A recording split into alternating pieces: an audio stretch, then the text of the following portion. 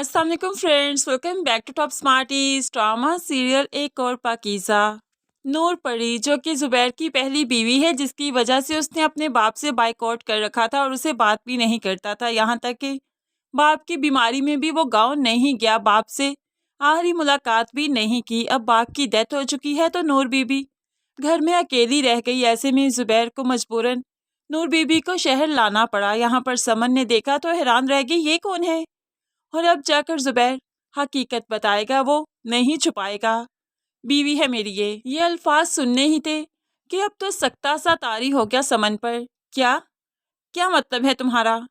ایسے میں زبیر بتاتا ہے کہ تبھی تو میں اپنے باپ سے نہیں ملتا تھا، بات نہیں کرتا تھا۔ انہوں نے خاندانی پریشر میں آ کر میری نور بی بی سے شادی کروا دی تھی، اور میں اس کو پسند نہیں کرتا۔ یہ جاہل ہے، گوار ہے، ان پڑھ ہے، اس کا میرا کوئی میچ ہی نہیں۔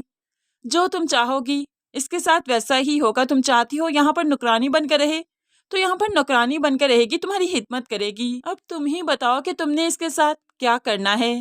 اب سمن اتنی کٹھور نہیں کہ کسی کو اس طرح سے زیادتی کا نشانہ بنائے اور اس کے حقوق اس کو نہ دے۔ سمن بے شک کافی زیادہ دکھی ہو چکی ہے، لیکن پھر بھی وہ نور پری کے ساتھ ظلم نہیں کرے گی۔ وہ جو کہ عورتوں کے حقوق کے لیے کھڑی رہتی ہے، آواز اٹھاتی ہے، تو آج وہ کس طرح سے یہ آواز دبائے گی؟ وہ ضرور نور پری کو انصاف دلوائے گی اور زبیر کے ساتھ مکمل ریلیشن بنانے میں نور پری کی مدد کرے گی۔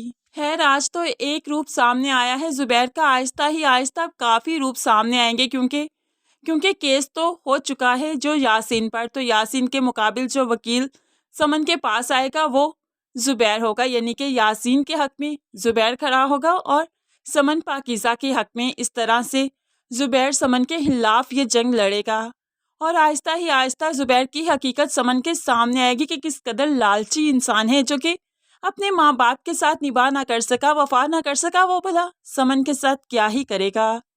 دوسری طرف آخرکار فراز نے پاکیزہ کا ساتھ دینے کی ٹھان لی ہے۔ ایسے میں پاکیزہ بھی کافی ریلیکس ہے کہ جیسے وہ یہ جنگ اب جیت جائے گی، کیونکہ اب نہ صرف بھائی اس کے ساتھ ہے بلکہ اس کا اپنا شوہر بھی اس کے ساتھ ہے۔ دونوں کافی اچھے سے وقت گزارتے ہیں، لیکن پھر ایک دن فراز پاکیزہ کو بتاتا ہے کہ کمپنی کی طرف سے اسے باہر جانے کا موقع مل رہا ہے۔ اب یہاں پر پاکیزہ کہنے لگی، لیکن تمہارے ڈاکومنٹس تو ٹھیک نہیں، تو انلیگل جاؤ گے کیا؟ تو ایسے میں زبیر کہنے لگا، کمپنی بھیج رہی ہے، کیا ہی فرق پڑتا ہے انلیگل جاؤں یا لیگل جاؤں، بس پیسوں کا انتظام ہو جائے۔ انہوں نے کہا ہے کہ بینک میں کچھ اماؤنٹ ہونی چاہیے، جو کہ میرے پاس بالکل بھی نہیں۔ تو پاکیزہ کافی پریشان ہو گئی کہ اگر فراز کے پاس پیسوں کا انتظام ہو گیا تو اس کو چھوڑ کر چلا جائے گا۔